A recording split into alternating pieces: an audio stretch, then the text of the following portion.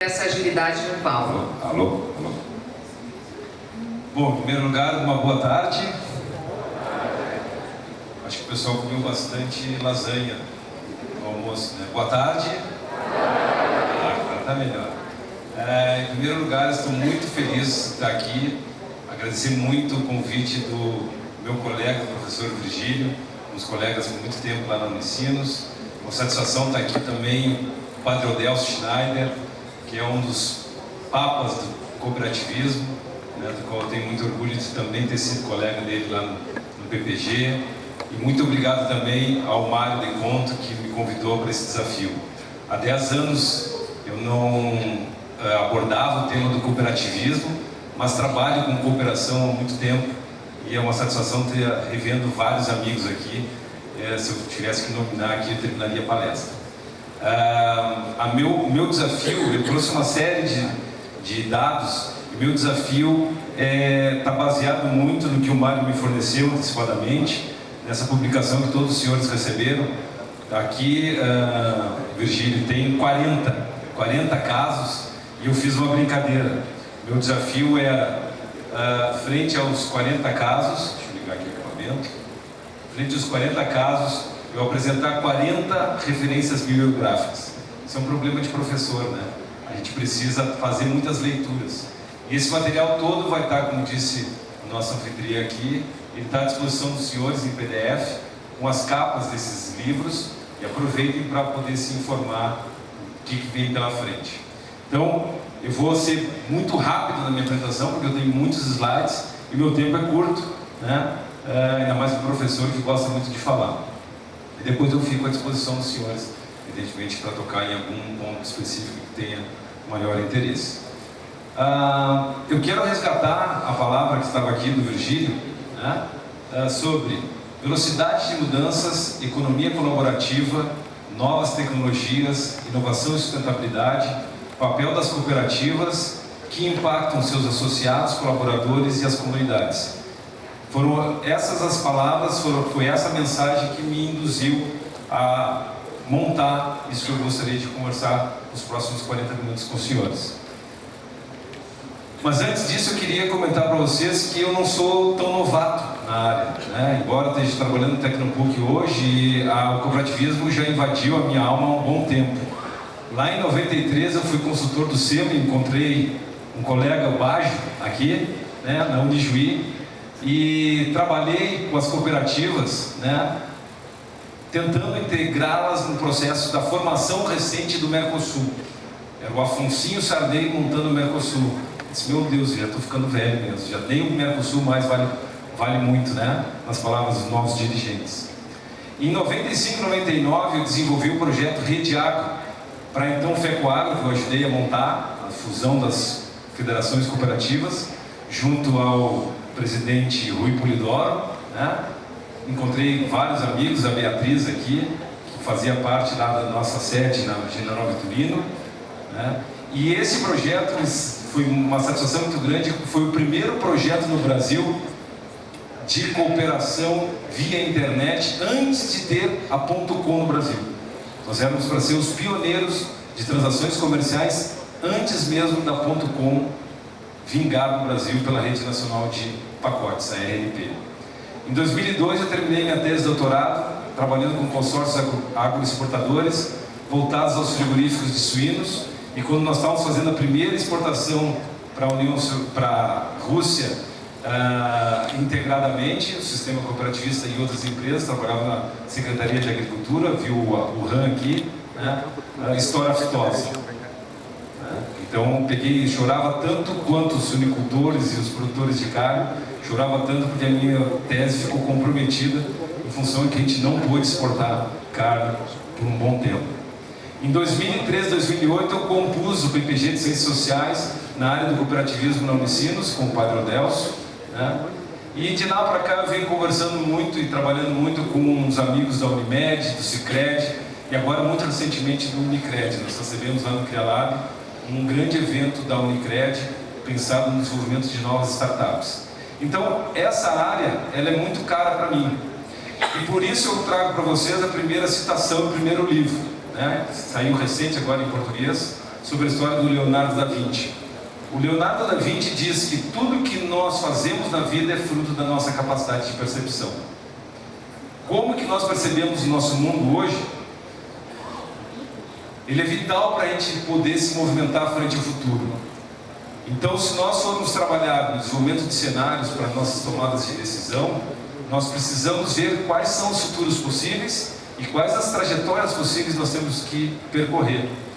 Mas na medida que a gente tem mais conhecimento, mais capacidade, mais colaboração, nós começamos a ver futuros e trajetórias prováveis.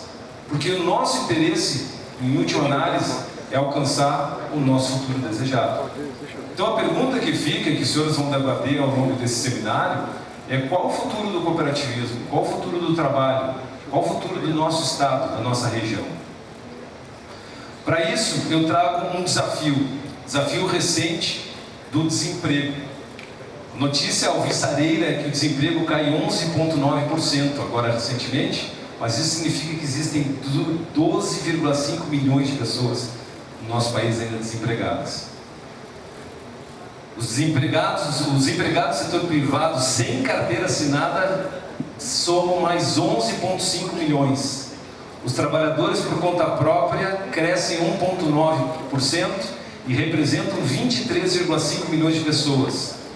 E o mais trágico, o Brasil possui 4,8 milhões de pessoas em situação de desalento. O que significa esse desalento?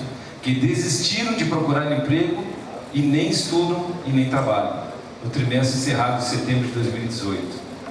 Na pesquisa Focus, o nosso produto interno está em 1,36 e a urbanização no Brasil deve chegar a 90% até 2020, portanto daqui a 2 anos.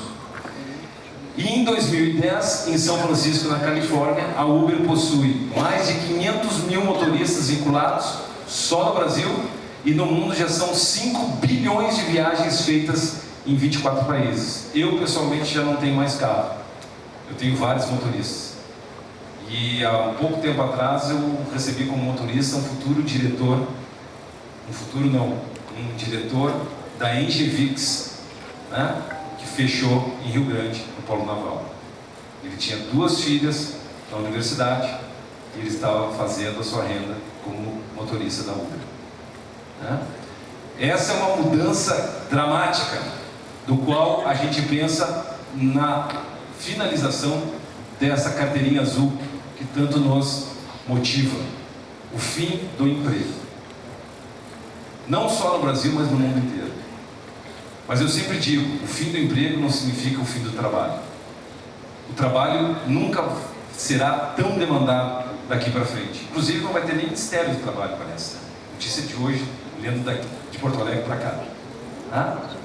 Então veja, essas mudanças e o impacto que isso representa para nós, que estamos tão inseridos, né? Eu como professor, com os jovens, que tipo de mensagem eu passo para essa juventude, do qual ele está estudando para quê? Porque emprego não vai ter nem no setor público e nem no setor privado, vai ter trabalho. Portanto, as mudanças de paradigma, e aqui eu vou colocando do lado os livros, tá? Não tenho condições de falar sobre os livros, mas isso aqui fica como dicas. Tem 2 livros que eu gostaria de passar para vocês. O Walt Smart em VUCA. Essa palavra hoje são 4 iniciativas que hoje são faladas nos seminários mais modernos hoje de tendências, que é a alta volatilidade, a alta incerteza, a grande complexidade e a ambiguidade do mundo que nós estamos vivendo hoje. E aqui o The Light and Fast Organization mostrando que as organizações precisam ser cada vez mais leves e cada vez mais ágeis para poder sobreviver. Eu vou dar alguns exemplos para vocês daqui na frente. Portanto, quando eu me formei em 89 como engenheiro agrônomo, com muita honra e muito orgulho, aqui na Federal do Rio Grande do Sul, o que nós vislumbrávamos como futuro era segurança, previsibilidade, certeza, constância e repetitividade.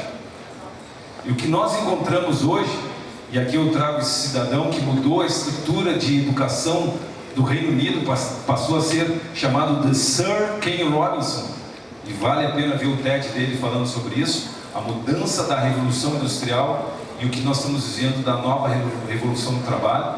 e adaptação que eles fizeram no Reino Unido, que hoje está culminando no Brexit, né? O que significa e que o novo profissional precisa atentar para essas características. Isso não é fácil. Ele tem que lidar com novas competências, com adaptação permanente, flexibilidade, compartilhamento, relações interpessoais, uma nova postura ética, autonomia se associando com responsabilidade social. Haja conteúdo para essa meninada toda e para nós mesmos, se quisermos continuar inseridos no trabalho. Vivemos um mundo de rede e essas redes vão se conformando de uma forma enorme. Antes centralizadas por unidades de poder e hoje totalmente descentralizadas. E o sistema cooperativista foi preconizador disso. Ele já nasce com essa conformação atual. E esse é um bom livro para vocês lerem o quanto nós somos atuais nesse processo. E o Virgílio, o Dr. Márcio falou sobre isso, né? O quanto nós temos o poder de sobrevivência frente a todas essas transformações que nós estamos vivendo no mundo inteiro. Portanto, inovação carrega produtividade, qualidade, flexibilidade, mas significa, em última análise, trazer soluções novas.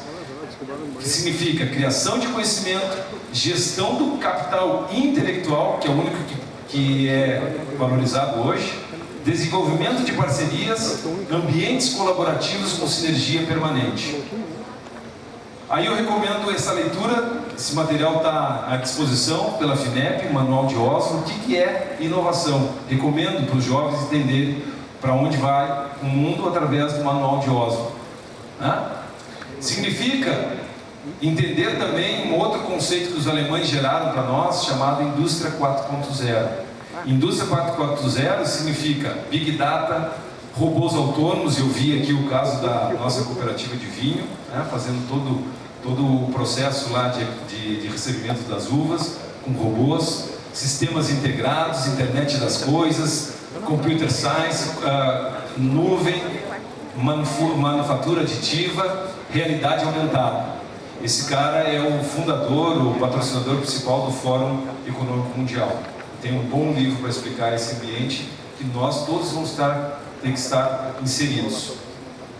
Outro conceito muito importante, que agora já não é mais tão novo, é o que o seu Henry Chesbrook cria da Open Innovation, ou a inovação aberta. A necessidade de grandes empresas hoje terem no seu ecossistema várias pequenas empresas, que nós chamamos de startups hoje, né? O inglês vai tomando conta, mesmo que a gente não queira, isso é corriqueiro, os jovens já sabem disso. Não só lá nos grandes centros, mas também no interior. As startups são as micro e pequenas empresas que trabalham usando as modernas tecnologias e associando-se, prestando serviço para as grandes corporações. E as cooperativas podem ser grandes parceiros e clientes nesse processo. Aliás, os casos que aqui estão mostrando revelam que essa tendência já começou com uma velocidade muito grande. Eu vou trazer para vocês um caso que eu conheci recentemente, que é a Universidade da Singularidade, lá no Vale do Silício, que é uma associação cooperativa entre as maiores empresas de inovação do mundo, no Vale do Silício, junto com a NASA. Isso era um campo desativado da NASA, onde eles trouxeram uma sala de aula, igual que nós temos em todas as universidades aqui. Esse aqui é o reitor da universidade, um astronauta aposentado, onde eles trazem desafios. E para passar sobre essa universidade, eles têm que responder esse desafio. E olha só como é legal a gente poder também trabalhar no mesmo desafio que eles estão trabalhando lá.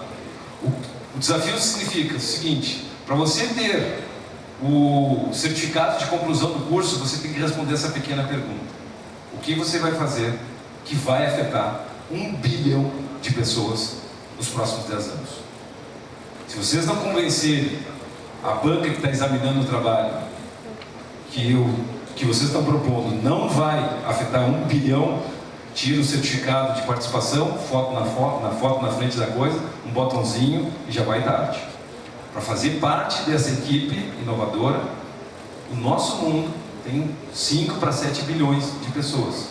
E eles estão pensando que essa agenda ela é global. E vejam esses dois lados aqui, ó, comida e água. Eu que venho da área do agronegócio, olha o quanto é importante comida e água até hoje. E o que isso acarreta em termos de transformação e sobrevivência e deslocamento de pessoas de um lado para outro, e qual a nossa responsabilidade nesse processo. Mas também tem saúde, pessoal aqui da área de saúde, tem energia, pessoal de energia, tem inclusão social, pobreza, segurança, e inclusive, se nada der certo, exploração espacial, porque isso aqui vai acabar em pouco tempo, se a gente não tiver, né, uma sinergia maior. O que significa isso, senhores? Aqui uma série de bibliografias que eu recomendo também. Esse cara aqui é um antropólogo, historiador israelense. São livros muito interessantes para ver a evolução da humanidade até hoje, os grandes desafios. Aqui é o pessoal que criou essa Singularity University e a economia da abundância e não da recepção. Mas aqui, até estava conversando com o Darcy, aqui, né, que foi agora recente de São Paulo, assistiu uma palestra desse senhor aqui que trabalha na Singularity, chamando as organizações exponenciais, o senhor Salim Ismail. Né? Leiam esses caras estão orientando o nosso futuro. Uma questão que eu acho muito importante a gente trabalhar também é a questão de quais os grandes desafios para evoluir, para competir. E como engajar as pessoas. Então eu coloco aqui dois contrapontos. A humanidade, ela cresce por dois movimentos, assim como dizia o Max Weber, né? A gente é guiado por grandes desafios ou por grandes dificuldades, né? A solidariedade, ela acontece nas grandes dificuldades, mas os desafios também nos movem.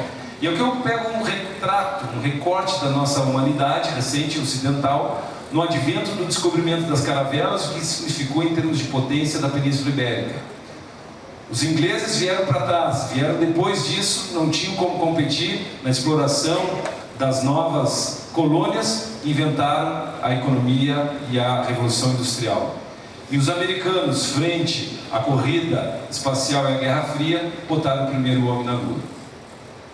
A partir daí, uma série de tecnologias foram desenvolvidas. Existia uma meta, existia uma orientação de um país, de um território, de um conjunto de pessoas, e todos trabalharam por uma causa comum. Mas também podemos ser, e eu não gosto desse lado, mas existe, o lado da solidariedade e da dificuldade. A penicilina foi criada na Segunda Guerra Mundial, quando a maioria dos soldados não morriam pelos seus ferimentos, mas pela decorrência deles através das infecções que ganhavam. E um médico descobriu lá um fungo que conseguia matar as bactérias, e se criou a penicilina, e fez com que a humanidade aumentasse em 10, 15 anos a sua expectativa de vida.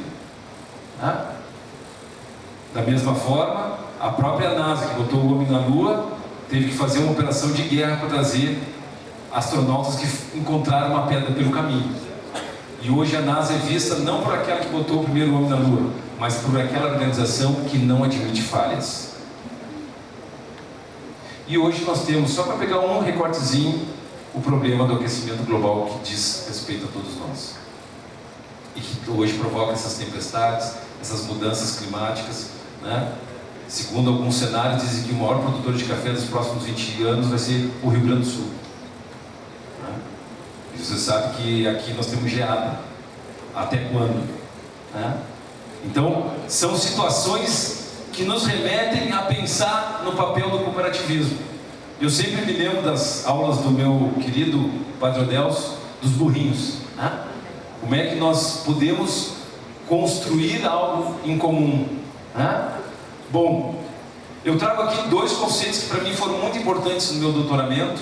O conceito dessa dupla aqui, que durante 25 anos trabalhou nas grandes organizações dos Estados Unidos, descobriu um termo que eles chamam de team nets, o trabalho de redes. Né?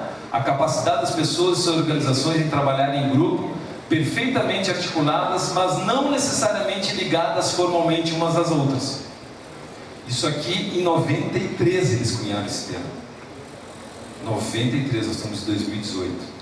Significa que o êxito das organizações de trabalho em rede resulta da criativa tensão que há entre tendências competitivas e cooperativas entre indivíduos que orientam sua ação baseada em 5 princípios organizacionais. 2 princípios dão suporte à competição: participantes independentes e múltiplos líderes, e isso não é um sistema cooperativista.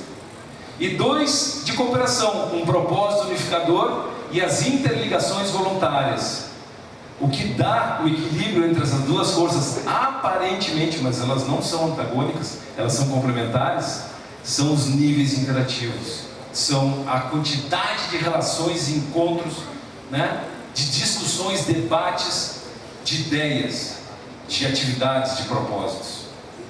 Outro conceito que eu quero trazer também são dessa outra dupla, o Brandenburger e o Nalebuff, que cunharam em 97, portanto quase 20 e poucos anos atrás, em Harvard e em Yale, o conceito de coopetição. Cooperação é necessária para aumentar os benefícios para todos os intervenientes, porque isso gera o foco no crescimento, e a competição é necessária para dividir os benefícios existentes por esses membros intervenientes, foco na partilha dos resultados. Ou seja, eu preciso cooperar e preciso competir ao mesmo tempo. Outro conceito que agora mais recentemente é muito usado pelas organizações, e eu recomendo também, é outro TED muito interessante, desse Simon Sinek. Nós precisamos resgatar o nosso propósito. O que nos move, o que nos diferencia é o nosso propósito. Depois, como que a gente faz esse propósito acontecer e o que a gente faz de fato. Vale a pena dar uma olhada nesse cara e o que ele pode nos ensinar quando a gente está definindo o nosso planejamento para os próximos anos. O dado interessante é que ninguém mais hoje tem vida tranquila. E aqui esse quadro que apareceu uma vez na internet, eu gostei muito, mostra o seguinte: o Netflix não matou a Blockbuster, a cobrança de multa e atraso que fizeram. A Uber não está matando os táxis, o acesso limitado, o mau serviço e o controle das tarifas que fizeram. O Airbnb não está matando a hotelaria, a disponibilidade limitada, as opções de preço estão fazendo. Não entender o cliente é a maior ameaça para qualquer negócio. Ninguém mais hoje tem vida tranquila no mundo inteiro, se a gente não entender com quem nós atuamos, para quem nós atuamos, como nos atuamos e o que nos oferecemos. Isso significa uma nova visão, e aqui eu coloco como desafio, e o Mário me trouxe esse conceito e eu achei maravilhoso. Em 2014, esse Trevor Shows inventou um conceito novo chamado plataforma cooperativa. O que significa isso? Se existe o fim do emprego, no mundo inteiro e nos Estados Unidos isso está acontecendo, as pessoas estão buscando se ajudar em plataformas digitais, integrando e cooperando naquele velho bom escambo lá no início da nossa civilização. E a tecnologia apoiando e viabilizando esse processo. E eu fiquei sabendo aí que o Mário ganhou agora um recurso do CAPES, CNPq, para trazer esse sujeito para a gente estudar o que significa Amazon, YouTube, Airbnb, Uber. Não ficar contra esses caras, entenderem por que o mundo está adotando esses caras e se somar, interpretar, se adaptar e trazer isso para o mundo cooperativista, porque eles estão totalmente vinculados com as essências e os valores cooperativistas. Tanto é verdade que na cartilha deles, e esse é o livro dele, olhem o que ele coloca como bandeira: os 7 princípios cooperativistas. O que faz a Uber ser a Uber, o Airbnb, são os princípios cooperativistas. E a gente discutindo a nossa vulnerabilidade, ou a possível extinção. Nunca o mundo virou tão cooperativista. Para isso, nós precisamos entender quais são as pessoas, quais são os processos e em que ambiente nós atuamos. Isso significa, e eu vou trazer para vocês um conceito que para mim é muito caro também, de um psicanalista polonês chamado Mihaly Csikszentmihalyi. Ele trabalha hoje na Universidade de São Francisco ou de Los Angeles, do SLA, psicanalista, e ele cunhou um conceito que para mim é muito claro e muito interessante, chamado de flow. Flow é fluxo, né? O que faz sentido. E eu adaptei esse flow para o que eu julgo como inovação. Como é que a inovação acontece? E aí eu quero passar para vocês esse raciocínio. Isso aqui é um modelo meu, né? Se quiserem me citar, eu agradeço nos trabalhos de vocês. Para desenvolver um território inovador, a gente precisa formar, reter e captar talentos. O Dr. Márcio aqui falou dos jovens. Nós temos que pensar para essa meninada aí, o que vem pela frente. Esses talentos são feitos por pessoas. E essas pessoas têm que ter essas características: inteligentes, com repertório, criativas e curiosas, empreendedoras e ambiciosas, comunicativas, éticas, colaborativas, que tenham diferentes formações e, de preferência, diferentes origens. Eu sou gaúcho, mas acho que a gente tem que dar uma misturada maior nesse nosso angu. Acho que nós temos que extinguir um negócio chamado bairrismo. Nós temos que botar um monte de baiano, pernambucano, paraibano, mas também chinês, japonês, venezuelano que está chegando. E vamos deixar esse povo entrar, porque essa mistura é que traz inovação. Ah, mas a gente vai ficar meio desconfortável, mas vai aumentar o nível de competitividade. Esses caras, se forem mais competentes que nós, sejam bem-vindos. Vamos procurar fazer outra coisa na vida. Não existe mais reserva de mercado. Eu me lembro dos produtores de arroz botando pilhas de saco de arroz no Uruguai para impedir o Mercosul de acontecer. Uma piada. A dona de casa lá no Zafari, ou sei lá em qual, ela quer o arroz de melhor qualidade e melhor preço. Significa que essas pessoas vão formar o que a gente chama de capital social, e elas precisam de processos inteligentes. E esses processos inteligentes estão a ver e envolvem processos complexos, desafios interessantes, métodos adequados, roteiros estruturados com propósitos claros e uma causa nobre e de grande impacto. Isso é o que não nos falta no nosso país hoje. Isso dentro de um ambiente que precisa ser provocativo, que precisa ser divertido, porque isso é o que anima essa meninada. Precisa ser flexível, amplo, de fácil registro, que estimule as conexões, rico em materiais, que estimule muito o trabalho colaborativo, as prototipações, validações e exposições. Então a minha parte final agora é para falar um pouquinho sobre isso. Essa seria a minha receita para qualquer organização hoje pensar em sobreviver nos próximos anos. Pessoas, processos e um ambiente facilitador dessa festa acontecer. O ambiente de inovação hoje, ele é dado por mais esse autor muito interessante que cunhou o Triple Helix, que é a união das universidades e academia com as empresas e suas organizações, né, que visam lá o resultado econômico, o governo ajudando e não complicando e não burocratizando, com uma sociedade que abarca essa ação cooperativada desses quatro vetores, que a gente chama hoje de quádruplice hélice. Esses são os motores, a engine do processo de inovação que nós estamos vendo hoje. E para que isso aconteça, eu vou dar o exemplo do Vale do Silício, que é o nosso benchmark sempre. O Vale do Silício, a primeira vez que eu estive lá, eu disse assim, meu Deus do céu, eu pensava que eu estava entrando numa terra assim inóspita. É um desertão, entendeu? Tudo queimado, né? E aquele negócio hoje representa a 10ª mais importante economia do mundo. Só a Califórnia hoje tem um PIB superior à França, à Índia, à Itália, o Brasil, aí vem o Texas e o Canadá. Ela só perde para Reino Unido, a Alemanha, o Japão, a China e os Estados Unidos. Qual é o segredo do Vale do Silício? Olhem só que coisa interessante, estudado por um dos criadores do Vale do Silício, uma palestra que eu assisti lá. Colaborar para competir globalmente, balancear as influências top-down das bottom-up da civilização, os empreendedores civis, encorajar as grandes ideias e ativar os primeiros espaços. Tudo é relacionamento e rede, pessoas, ideias, não instituições. E a disciplina de colaboração, ela precisa ser mensurada e fiscalizada, precisa ser comprovada. Nós precisamos ver os resultados, nós precisamos medir os nossos desempenhos. Isso é o segredo do Vale do Silício. É assim que eles montam as parcerias, é assim que eles montam as redes hoje em escala global, onde mais importante que as instituições que dão suporte às ações, os projetos, são as pessoas e as suas carinhas. Meu Deus, isso aí é o que nós pregamos dentro do sistema cooperativista. São pessoas.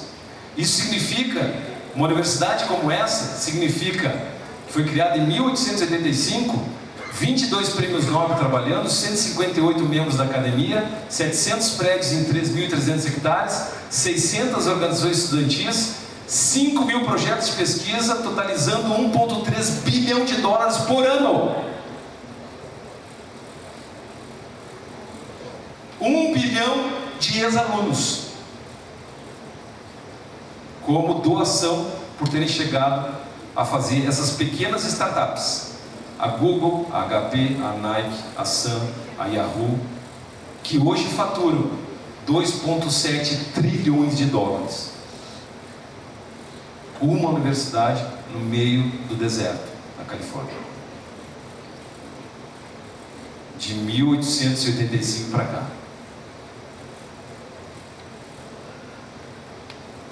O que significa o mundo que nós estamos vendo hoje? O futuro está na juventude, e o processo de ajuda, de mentoria, de capital anjo, de desenvolvimento de parcerias, de trabalhar com grandes empresas, é esse o movimento que faz com que essas regiões, esses ecossistemas, eles vibrem inovação e prosperidade.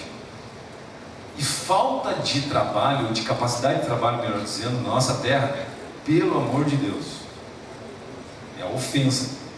O que a gente sabe fazer é trabalhar. O problema é que às vezes a gente trabalha muito de cabeça fechada, cabeça para a roça.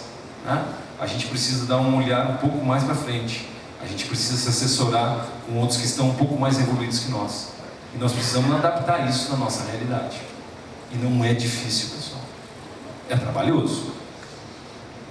Aqui o exemplo: 2 meninos hoje têm um campus com 40 mil jovens. Média dos trabalhadores, 35 anos, 80% com PhD, do mundo inteiro. Esses caras criaram essa empresa dentro de uma sala de aula. Conheci o professor deles, que inclusive é sócio, fundador dessa empresa. Continua dando aula. Tem 5% da Google. Montou uma fundação no nome dele. Fundação Miller. Fico imaginando a Fundação Odelso Schneider, do cooperativismo. Ou Rock Lauschen. Então vejam o quanto que nós podemos estar trabalhando nesse processo todo. O que isso significa em termos de modernidade. E o nosso futuro? Já dizia o Gandhi: se queremos progredir, nós não podemos repetir a história, mas fazer uma história nova. E o outro cabeludo diz para nós: nós não podemos resolver os problemas com a mesma cabeça com que a gente os cria. Portanto, criatividade é a pauta de hoje. Criatividade é a capacidade nossa de ver um problema e pensar de forma diferente, pensar de forma fora da caixa. Esses caras foram estudar o fenômeno de criatividade há 40 mil anos atrás, vendo as cavernas, e por que em certas regiões, os arqueólogos, prosperaram mais que outras. E não era a capacidade de inteligência, nem a formação neurológica, era a quantidade de gente junta, os níveis de interação, 40 mil anos atrás. Inovação não é uma coisa nova, ela já existia há muito tempo. É a conjunção de processos, talentos, que acontece num determinado território. Volto ao que eu estava falando antes. Portanto, a gente vem desses caras aqui. E a gente está hoje saindo da toca porque eles registraram os seus avanços e as suas estratégias coletivamente. E para isso nós precisamos pensar fora da caixa. Pensar fora da caixa significa resgatar esse cabeludo de novo e dizer que se a gente tiver uma hora para resolver um problema e a minha vida depende dessa solução, a gente precisa passar 55 minutos discutindo qual pergunta certa a fazer. Por quê? Porque na pergunta está a resposta. E a gente, como engenheiro, a gente é muito driveado por solução. E a gente vai fazendo, a gente vai cometendo muita bobagem, muita besteira, porque a gente tem muita pressa. E o brasileiro, de modo geral, tem muita pressa, um bicho muito ansioso. Nós precisamos diminuir a nossa ansiedade. Nós precisamos ver várias coisas no nosso entorno. Nós precisamos desenvolver o nosso pensamento lateral. Nós precisamos conversar com outras pessoas de outras áreas, de outras origens. Porque é nesse confronto de ideias que vão sair soluções mais sustentáveis no longo prazo. E mais consistentes. E mais competitivas. Portanto, a gente sai de uma lógica indutiva e dedutiva clássica do que nós aprendemos, e na verdade a educação até hoje, ela foi vista para nós como um adestramento, tanto é que a gente diz assim, vamos criar mão de obra qualificada. Ninguém fala, vamos criar mente de obra, é mão de obra. Ah não, agora nós temos uma quantidade grande de mão de obra qualificada. Não, gente.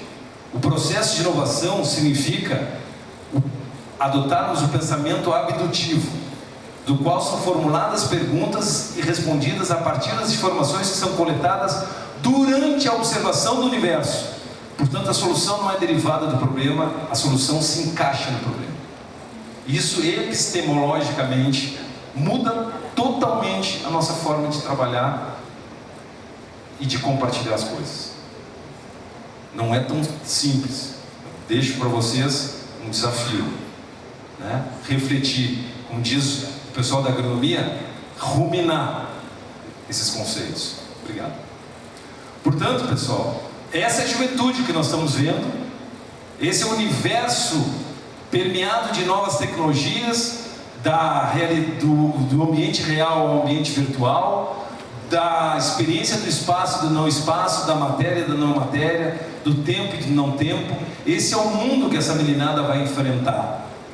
E é apaixonante um negócio desse, né? Só que como que nós vamos trazer essa realidade para uma sala como essa? O quanto a gente vai ter a capacidade de perceber as reais questões que nos afetam. Portanto, não há limites exatos para a solução, não há soluções certas ou erradas, há sempre mais de uma explicação possível, porque a formulação do problema já constitui a formulação da solução, e cada problema implica um problema de maior nível. E graças a Deus, falta de trabalho que a gente não vai ter. Talvez a gente tenha falta de emprego. O problema-solução não é uma coisa linear. Problema-solução no mundo complexo que a gente está vivendo é uma ronha. É idas e vindas, é risco. E gostar disso, gostar desse ambiente vulnerável. Não é fácil. Portanto, a gente organiza isso metodologicamente através desse duplo diamante, que a gente chama de processos de ampliação de vida, de ampliação de possibilidades, brainstorms e tal, e depois de concentração e foco, em vários momentos. Abrir possibilidades, perspectivas, explorar essas possibilidades, perspectivas e consensar, conectar as melhores, optar por algumas que fazem sentido. Vocês vão ter experiências metodológicas e já viram hoje de manhã que eu estava conversando com o Mário, e vão continuar ao longo desse processo, trabalhando e discutindo muito nesses processos de abrir, explorar, significar e fechar. Esse é o novo mindset. Isso é o que a gente chama de design thinking. É um processo de entendimento, de observação da realidade, a construção do ponto de vista comum, uma ideação daquilo que é possível, uma prototipação rápida de uma solução com teste, validação, iteração e volta para frente. Isso não termina nunca. Quem quiser ler mais sobre isso, veja o Tim Brown, Change by Design. Design é isso, é uma confusão, parece que quem está olhando de fora não entende, mas isso tem todo um raciocínio lógico incremental. Design thinking é pensar nas pessoas. Para que a gente empate as pessoas, elas precisam fazer parte do processo. Essa é a razão pelo qual a gente não acredita mais no governo. E não acredita que as coisas aconteçam lá em Brasília. Porque as coisas acontecem aqui em Bento, do outro lado da rua. E se as pessoas daqui não estiverem envolvidas nisso, não adianta, por melhor intencionado cara de Brasília, ele não vai corresponder à nossa realidade e não vai cobrir o nosso problema. Portanto, totalmente fechado com o que o nosso presidente falou aqui. Isso depende de nós e depende da nossa capacidade de exercer empatia, de pensar nas questões que nós temos de habilidades técnicas, mas somar isso os nossos sentimentos. Não é feio, ao contrário, é extremamente necessário. Empatia, colaboração e experimentação. Isso é o design thinking, todo mundo fala. Empatia, colaboração e experimentação. Gostar de fazer parte de um ângulo desses. Gostar de estar aqui e de conversar entre as partes. Para isso, nós precisamos pensar nos valores humanos, nas tecnologias, nas ferramentas que nós temos acesso, e que isso tem alguém que paga a conta. Isso aqui não é de graça, né? Alguém está pagando essa conta. Geralmente somos nós. E às vezes a gente não aproveita o que a gente está pagando. Aliás, boa parte da população brasileira não aproveita o que paga. Porque fica esperando tudo dos arautos da inteligência que veio do Planalto Central. Chega, né? Esse modelo não é mais sustentável. Esse modelo depende de rever o que o Theodor Amsterdam fez ali na linha imperial. É aí que começa a diferença. É aí que nós vamos recuperar a pujança que nós temos. Cada um fazendo sua parte e não recebendo Bolsa Família, Bolsa disso, Bolsa Gás, Bolsa aquilo outro, e ficar na fila da miséria. Isso não desenvolve, isso escraviza. Isso escraviza. E nós precisamos pensar na educação emancipadora, que desenvolva o pensamento crítico de cada cidadão desse país, para saber o que é certo e o que não é certo, e cobrar os resultados, e fazer a sua parte, e cobrar do outro que está do lado. Não tem fórmula mágica. Não tem super-ministro da economia que vai resolver o problema, se nós não olharmos para cada um de nós. Portanto, quando a gente está pensando em progresso, prosperidade, a gente tem que primeiro ver que a gente tem que atender o máximo das necessidades das pessoas, com o máximo da nossa inteligência, capacidade e ferramentas, que isso vai nos traduzir em resultados efetivos, econômicos e prosperidade. Para isso nós precisamos estabelecer empatia, que não é simpatia e antipatia, é convencer as pessoas do que precisa do teu produto, é completamente diferente de entregar o que as pessoas precisam. Posso repetir para vocês pensarem bem nisso? Convencer as pessoas de que precisam do teu produto, que é os falsos, que a gente chama de marqueteiros, é diferente de entregar o que as pessoas precisam. Reflitam sobre isso. O que as pessoas precisam, e não aquilo que eu preciso vender e enganar os trouxas. Botar água no leite. Ninguém está vendo, é branco igual. E se azedar, a gente bota uma oxigenada ali, não vai dar nada. Uma aguinha no frango, ninguém vai ver mesmo. Uma areiazinha na ração, é bom, faz parte do trato intestinal. Até quando a gente engana os trouxas? Isso é sustentável? O pessoal está vendo o sol quadrado. Cada um faz a sua opção.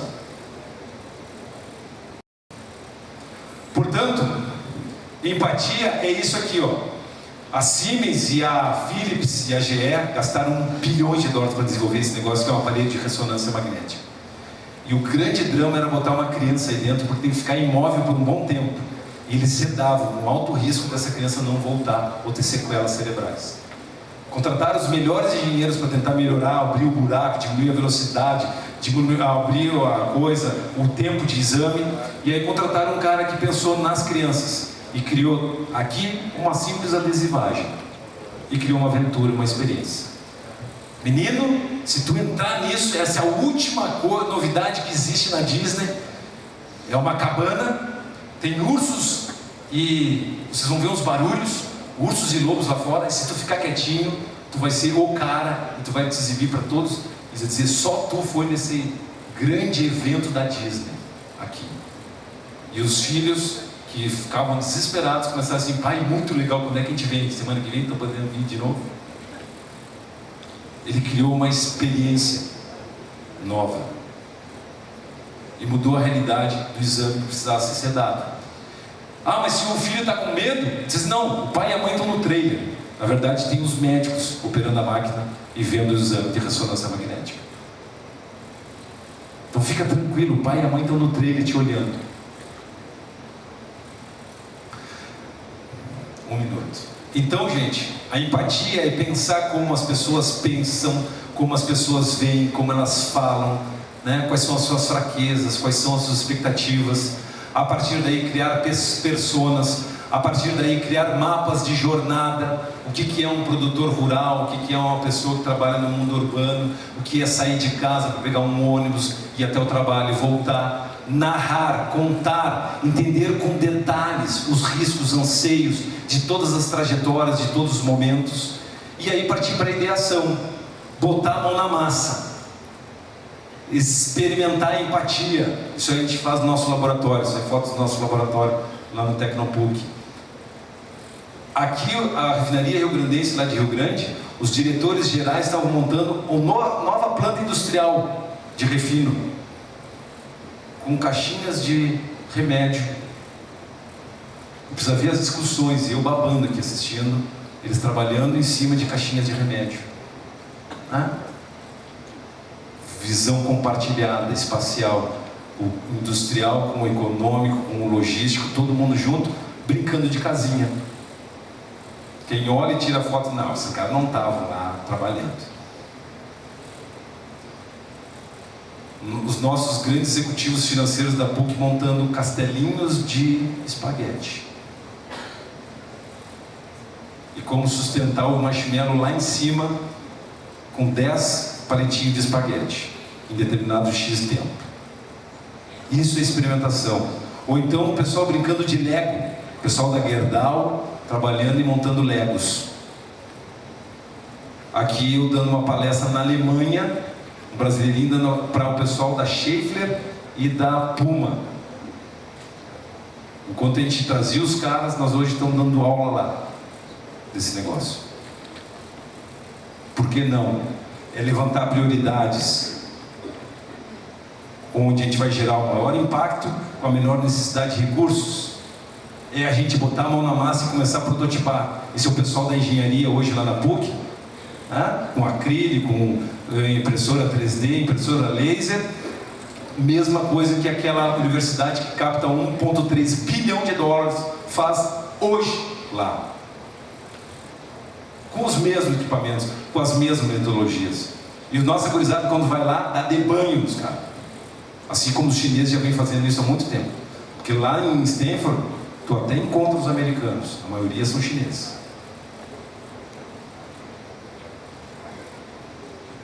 E tu encontra os brasileiros também. Isso aqui é lá. E isso aqui é a universidade do futuro. Mão na massa, bagunça, caos, é experimentação, é combinação de materiais.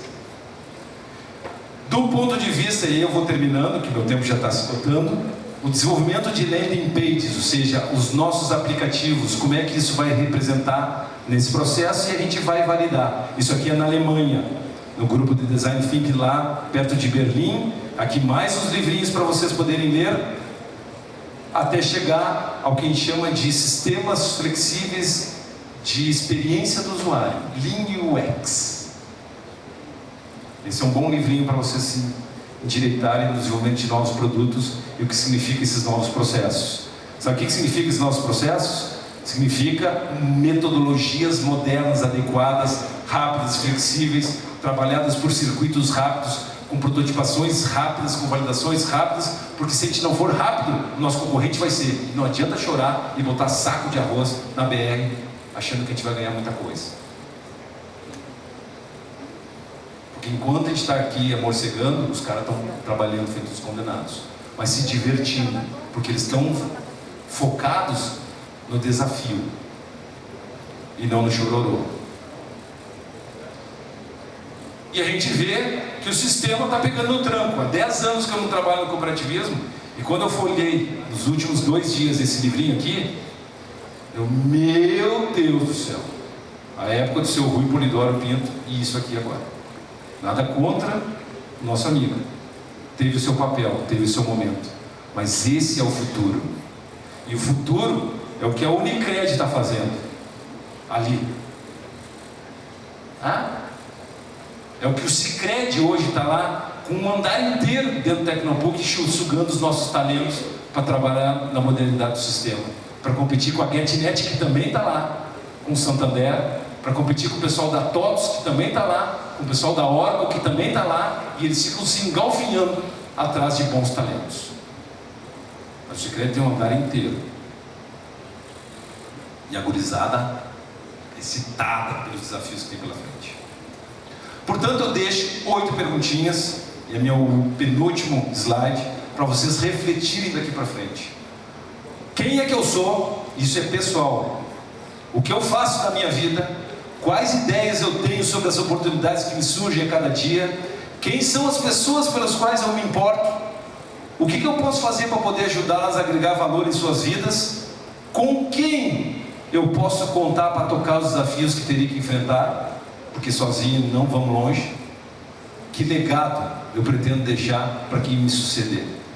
Porque ninguém é líder eternamente, nem o Rui Polidoro. Você está preparado para ser o próximo da lista? Porque o sonho sonhado sozinho é apenas um sonho. Um sonho sonhado junto pode se tornar realidade. Muito obrigado, pessoal.